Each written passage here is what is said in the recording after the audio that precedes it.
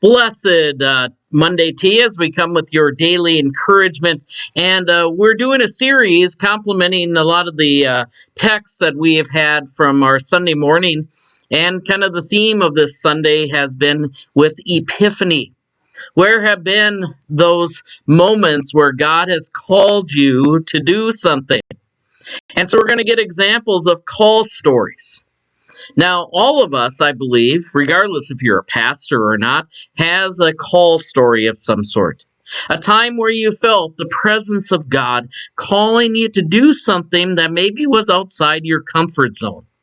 Calling you to do something that is for the Lord. And I would say that all of us have call stories, whether there is a divine intervention or not, just in everyday life.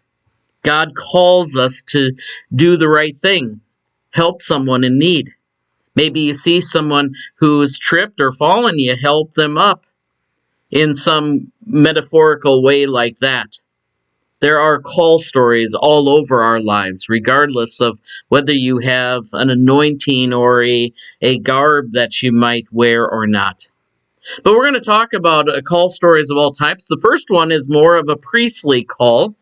And it was the call of Eleazar. Now, Eleazar was the son of Aaron, and Aaron was the first priest. In fact, that's why it's called the Aaronic priesthood. And so Aaron, and along with Moses, were from the tribe, I believe, of Levi. That was the tribe of priests, and that was where a lot of the priestly caste came from. Now, a lot of times, you were not just born into it. That was typical. You were from that family of the people of Israel, Levi's family, but you were also called to specific times and specific places. And that's what we have here with the call of Eleazar, who is the son of Aaron. Aaron, his father, has just died. And so we have the model of transference. It's found in Numbers chapter 20. Verse 22, and we're going to take it from the Old Testament, a lot of places that maybe you have not read as often in the Bible, but still have a meaning for us as far as calls are concerned.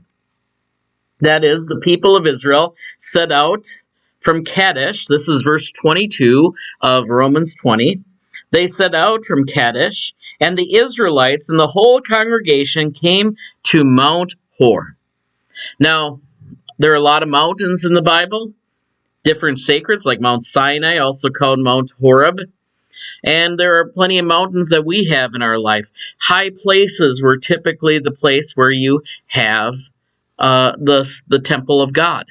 In fact, even at our congregations at East and Central, even though we're kind of relatively flat congregations, they were a slightly elevated place. And you can really see it at East. Even more so if you go to the spot where North Freeborn used to be, you can see that some of these places were high places. And that was where you put the religious things. You were getting closer to God by being in a high place. Then the Lord said to Moses and Aaron at Mount Hor, on the border of the land of Edom, let Aaron be gathered to his people, for he shall not enter the land that I have given to the Israelites. Now remember, both Moses and Aaron, even though they did a lot of the grunt work during the 40 years of captivity in the desert, they were not permitted to go to the promised land. They could see the promised land, but God had blessed them with leadership ability, and Eleazar would replace Aaron, and Joshua would replace Moses when they got to the promised land. So how did the procedure happen? Well, this is what it says.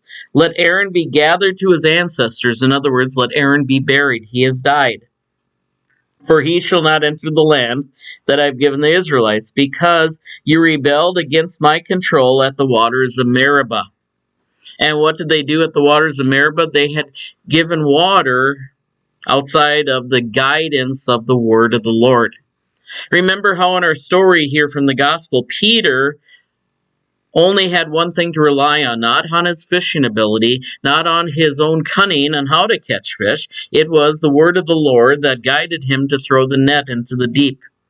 And when we disobey that, we sometimes have punishments. And one of those punishments for Aaron was not being able to do what we would think would be a great reward.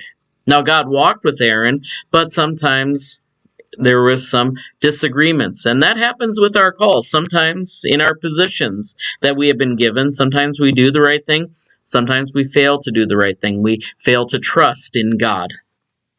Take Aaron and his son Eleazar and bring them up to Mount Hor. Strip Aaron of his vestments and put them on his son Eleazar.